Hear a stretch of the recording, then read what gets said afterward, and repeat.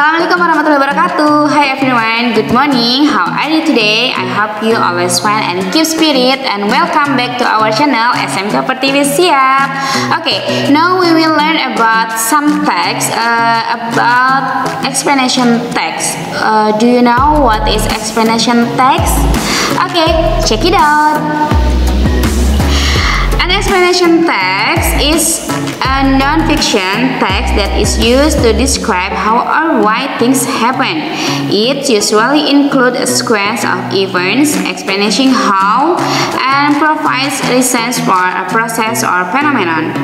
Why, for example, rain, the water cycle, earthquakes, and many types of explanation text. Explanation texts are categories according to the type of process they describe. One, sequential explanation. Explanation that describe natural and non-natural phenomena, for example, life cycle. And then number two, cause and effect explanation.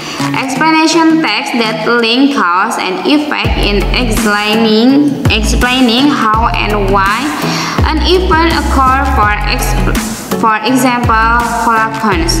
Nah, di sini ada dua tipe explanation text, di mana yang pertama sequential explanation. Nah, sequential explanation di sini juga menggambarkan tentang alami dan tidak alaminya fenomena di dalam dunia ini ya. Contohnya yaitu siklus hidup. Dan yang kedua ada cause effect explanation, di mana adanya sebab akibat dari peristiwa alam tersebut ya. Misalnya terjadinya banjir, sebabnya terjadinya banjir itu kenapa dan akibatnya menjadi seperti apa. Oke, next di sana ada structure of an explanation text. Ada tiga ya. Yang pertama ada social function. Social function, an explanation text is used to describe how or why a certain phenomenon happens. Nah, teks di sini digunakan untuk menggambarkan bagaimana atau mengapa suatu fenomena itu terjadi. Nah, itu termasuk dari social function. Dan yang kedua ada general structure.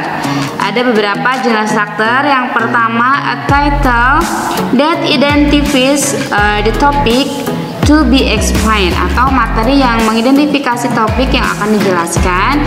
Dan yang kedua, an opening statement that identifies the process to be explained. Pernyataan pembukaan yang mengidentifikasi proses yang akan dijelaskan. And number three, a clear order of paragraphs that describe how and why. Urutan paragraf yang jelas yang menjelaskan bagaimana dan mengapa. Number four, a concluding paragraph that put all the information together. Paragraf penutup yang menggabungkan semua informasi. And last, finally, a visual text. Nah, dan yang terakhir itu ada teks visual atau gambar berlabel ya. Oke, struktur yang ketiga ada linguistic features. Nah, linguistic features di sini juga ada beberapa ya. Yang pertama, focus on general group rather than specific. Nah, kalian cukup berfokus pada kelompok umum daripada khusus. Dan yang kedua, use link words like in general rather for instance. Nah, kalian juga cukup penggunaannya itu menggunakan kata penghubung ya, seperti in general, rather, atau for instance. Yang ketiga, use of action verbs like breaks, erupts. Nah, yang ketiga juga menggunakan kata kerja aksi seperti breaks and then erupts. Oke, next use of present tense like is, work, and then are. Ya, menggunakan present tense yang berbentuk is, work, and then are. Next, reference to people should not be given. Referensi ke orang tidak boleh diberikan.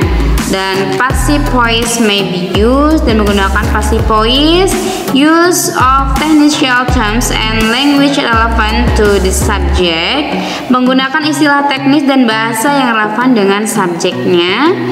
And then conjunction should be used to make connection like and but. Konjungsi harus digunakan untuk membuat kata penghubung seperti and dan but. Give a detailed description to create a rich meaning. Memberikan penjelasan rinci untuk menciptakan makna yang kaya. Oke guys, nah berikut tadi adalah pengertian dan juga beberapa tentang explanation text. Nah, tolong kalian cermati dan pahami bagian-bagian mana yang harus kalian ingat. Cukup sampai di sini ya untuk materi explanation text. Thank you for your attention. Assalamualaikum warahmatullahi wabarakatuh.